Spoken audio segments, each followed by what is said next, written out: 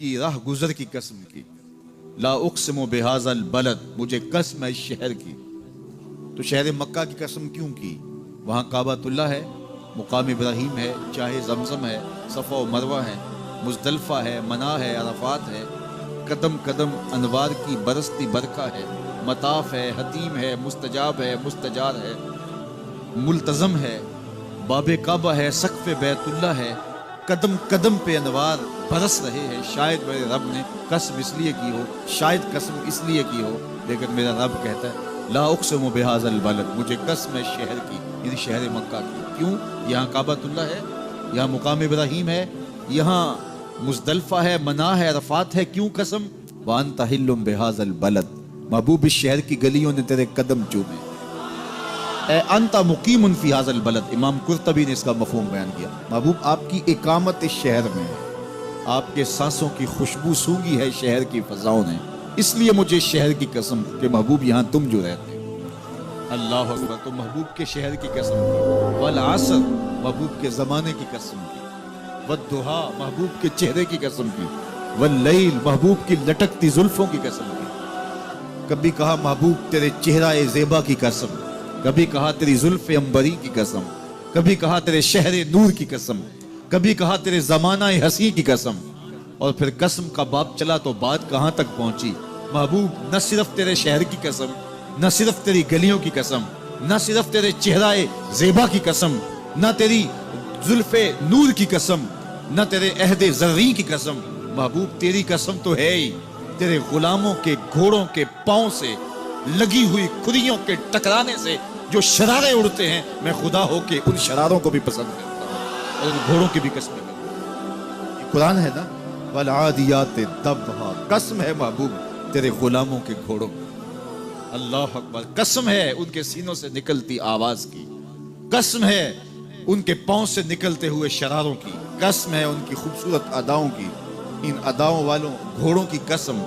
اللہ اکبر، یہ قسمیں کرنے کے بعد جواب قسم کیا ہے؟ دیکھیے میں یہاں بیٹھا ہوں اور میں گفتگو کے آغاز پہ ہی قسمیں اٹھانا شروع کر دوں۔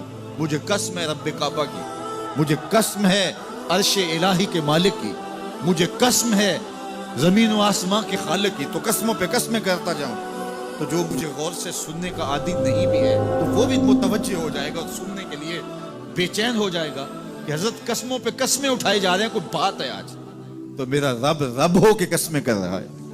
تو اس کے بعد جواب قسم کیا ہے؟ تو کان کھڑے ہو گئے، روحوں میں پیاس بڑھ گئی اور سماعتیں بچھ گئی کہ میرے مالک تو قسموں پہ قسمیں کر رہا ہے، کبھی گھوڑوں کی اداؤں کی قسمیں، کبھی ان کے سینوں سے نکلتے ہوئے جو ہے وہ اس مہیب آواز کی قسمیں، کبھی پاؤں سے اڑتے ہوئے شراروں کی باتیں، اور کبھی ان کے پاؤں سے اڑتی ہوئی دھول کی کہانیاں۔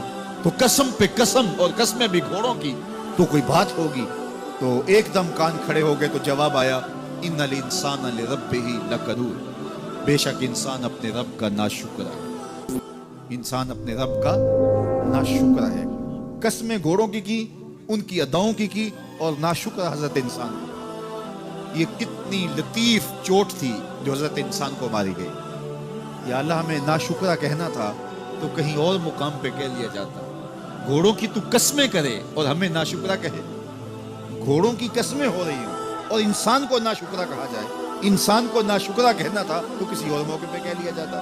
کہا یہی تو سمجھانا چاہتا ہوں کہ چم میٹھا نہیں ہوتا، کام میٹھا ہوتا ہے۔ تو ذات کے گھوڑے بھی ہوں لیکن کام کرے تو مجھے وہ بھی اچھے لگتے ہیں، اور تم انسان بنے ہو، نقوش بڑے اچھے ہیں، قدِ رانا رکھتے ہو، جھیل جیسی آنکھیں ہیں، اور تم چلتے ہو تو قیامت چلتی ہے، لیکن مجھے تم اچھے نہیں لگتے اگر تم ناشکرے ہو۔ یہ ہیں ذات کے گھوڑے لیکن میرے محمد عربی کے غلاموں کے غلام ہیں، مجھے اچھے لگتے۔ تو وہ چم نہیں دیکھتا، وہ کم دیکھتا ہے۔ تو ذات کے گھوڑے بھی ہوں لیکن نسبت ہو میرے حضور سے، نسبت میرے رسول سے ہو تو رب کو وہ اچھے لگتے ہیں۔ تو کہا والعادیات ضبحا فالموریات قدحا فالمغیرات صبحا فأثرن به نقعا فوسطن به جمعا ان الانسان لربہ لکنود، بے شک انسان اپنے رب کا